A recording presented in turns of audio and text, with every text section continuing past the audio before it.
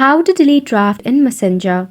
Hey there, welcome to the channel and let's get right into this tutorial. To delete the draft in Messenger, you can tap open the application. Make sure that you're logged in into your account.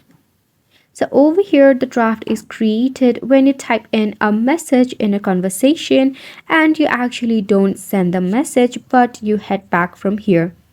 In that case, you will see such a notice of draft. Now, Messenger does not have a separate section of draft for your messages, but to delete, what you can do is you can just tap on the conversation, then just delete on the existing message, then head back.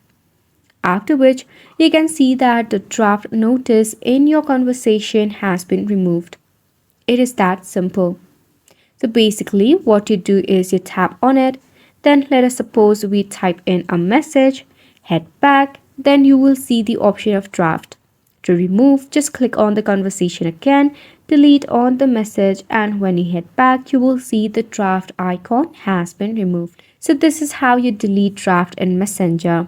Hopefully you found it helpful to you. Thank you so much for tuning in.